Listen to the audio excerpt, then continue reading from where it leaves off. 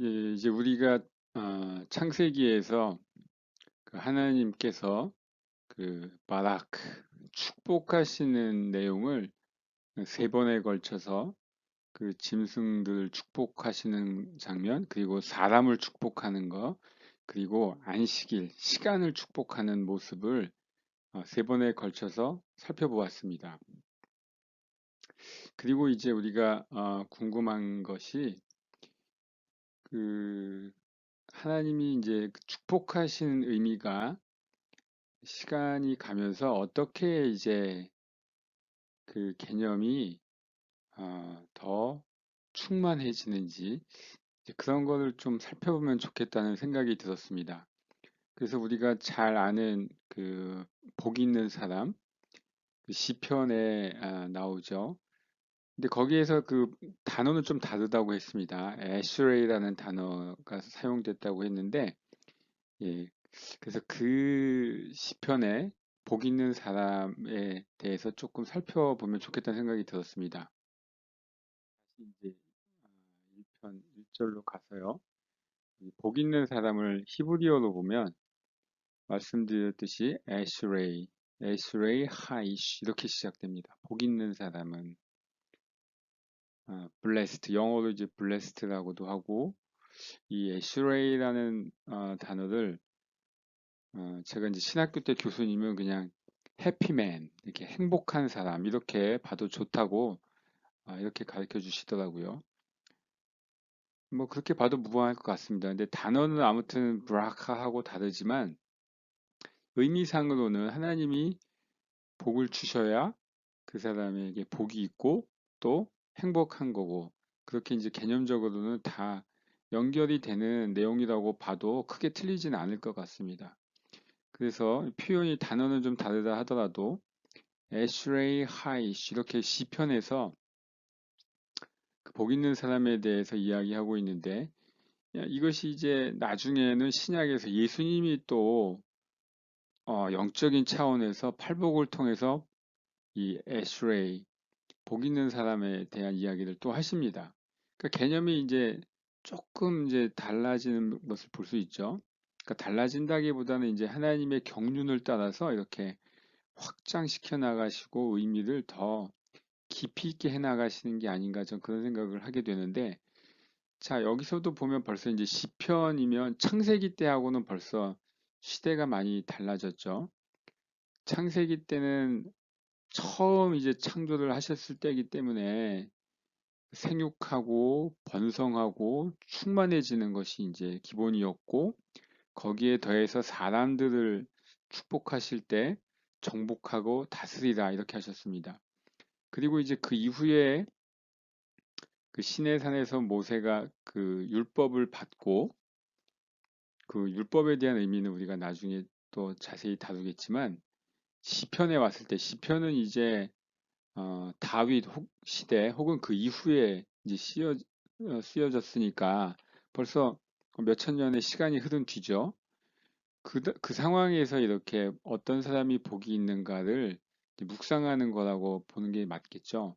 그래서 시편 1절 시편을 우리가 그렇게 지금도 사랑하는 시편의 시작이 이렇게 아슈레이 하이 복 있는 사람은 이렇게 시작되고 있습니다. 그 나머지 부분은 자세히는 안 하겠지만 한번 읽어보겠습니다. 아슈엘로 할라크. 그러니까 아슈르가 이제 관계대명사고요. 로가 부정사 낫입니다. 할라크가 걸어간다 이런 말인데 그 복 있는 사람은 그 가지 않는데 바, 바짜트 여기 꾀를 따르지 아니한다고 그랬죠. 바짜트 레샤임 이것이 이제 악인들의 꾀입니다. 아, 샤임 이게 이제 악한 사람들이고 짜트가 꾀라고 보면 되겠죠. 바짜트 레샤임 그 다음에 우베데렉 하타임 그리고 아, 죄인들의 길 색깔 표시는 안 했는데요. 데레크가 길이고 하타임 타임 이게 이제 죄인들입니다. 우베데렉 하타임 그 죄인들의 길에 로 아마드 이게 아마드가 선다, stand. 로 아마드가 서지 않는다. 그런 뜻이고요. 그 다음에 우베 모샵 레짐, 우베 모샵 레짐.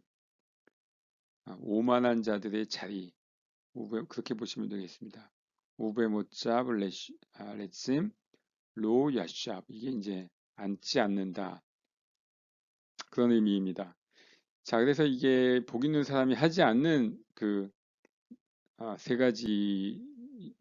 그 다음에 더 중요한 게 이제, 그러면 복 있는 사람은 뭘, 2절에서 이제 이야기하고 있죠. 어, 키임 베트라트 아도나이 테페조, 케페조. 자, 어, 이게 우리말로는 오직 여호와의 율법을 즐거워한다고 했는데, 키임, 이게 이제 오직입니다. 오직. 베토라트, 이게 중요한 단어죠. 그 율법이 토라입니다. 토라. 그 토라 안에서 어떤 토라냐면 이게 여호와의 율법이라고 그랬죠. 토라, 야훼. 이게 요드헤이, 바브헤이 네 글자로 된 하나님의 이름. 그 이스라엘 사람들은 이걸 직접 발음하지 않고 이제 주님이라는 뜻의 아도나이라는 그런 발음으로 읽죠. 그래서 보통 성경 읽을 때도 베토랏 아도나 이렇게 야훼라는 하나님의 이름이 나오면 베토랏 아도나 이렇게 읽습니다. 그래서 여호와의 율법 안에서 헤페조, 헤페조 이게 그 즐거움, 그의 즐거움, 그 복 있는 사람의 즐거움은 하나님의 율법 안에 있다. 이제 그런 의미가 되겠습니다. 그리고 우베토라토 예헤게, 우베토라토 예헤게 요맘 바라일라, 요맘 바라일라. 이게 이제 주야죠. 낮이나 밤이나 우베토라토 예헤게. 예헤게가 이제 이게 동사입니다. 묵상한다. 원래 중얼중얼거린다. 뭐 이제 그런 뜻이라고 하는데, 그러니까 그냥 생각만 하는 게 아니라 이렇게 말로도 해보고 생각도 해보고 되새겨보고. 그러니까 그 밤이나 낮이나 그 하나님의 율법 안에서 여기도 이게 하나님을 뜻하는 거죠. 그러니까 이걸 줄여서 베토라토 아도나 이걸 줄여서 베토라 베토라토 이 끝에 이게 이제 인칭 대명사입니다. 소유격이라고 보면 되겠죠. 그의 율법 안에서 묵상한다, 예헤게 읊조린다. 그런 의미가 되겠습니다. 자, 이것이 우리가 사실 이렇게 하나님의 말씀을 지금 우리가 히브리어로 읽어도 보고 묵상도 해보고 하는 게 이거죠. 뭐 다른 게 아니라 사실 제 이 채널의 가장 핵심이 이제 이 말씀이라고 하겠습니다. 근데 이제 문제는 여호와의 율법입니다. 여호와의 율법. 자, 이제 이 시대에 왔을 때 벌써 생육하고 번성하고 정복하고 다스리는 차원을 넘어서서 벌써 이제 율법이 주어졌기 때문에 그 율법 안에서 우리가 밤낮으로 묵상해 보는 것이 얼마나 중요한가. 우리가 그 하나님이 우리에게 주신 율법, 질서죠. 그것을 벗어나지 않는 것이 복 있는 사람이다. 행복한 사람이다. 이것을 선포하고 있습니다. 이게 이제 예수님이 오시기 전 시대이기는 하지만 그래도 이제 이게 어떤 의미를 가지는지 우리가 되새겨볼 가치는 있다고 생각이 되는데요. 여기 이제 이 율법의 의미가 뭐냐는 겁니다. 율법의 의미가 이게 어떤 그냥 계명을 말하는 건지 아니면 그 모세가 시내산에서 받은 그 율법 우리가 보통 그렇게 생각을 하죠. 근데 또 이게 자세히 보면 또 이 토라라는 말이 굉장히 이제 다양한 의미로 쓰입니다. 그래서 이게 모세 오경이라는 뜻을 또 나타낼 때도 있거든요. 그리고 또 확장하면은 이것이 그냥 하나님의 말씀, 뭐 구약의 말씀, 뭐 이렇게 볼 수도 있습니다. 그래서 우리가 그 용어 정리를 좀 한번 해보려고 해요. 다음 기회에 이 토라와 이제 이게 제일 많이 잘 표현된 게 이제 시편 119편이죠. 거기에 보면 하나님의 계명, 말씀, 그 율법, 그리고 규례, 뭐 이런 것들이 다양한 표현이 등장합니다. 우리가 대충 보면 뭐 그게 그거 같기도 한데 한 번쯤은 좀 정리를 해보는 것도 좋을 것 같습니다. 그래서 다음 시간 기대해 주시고요. 여러분들도 이렇게 여호와의 율법 안에서 그 주야로 묵상하면 그 주님의 복을 받는 사람 다 되시기를 바랍니다. 샬롬 샬롬.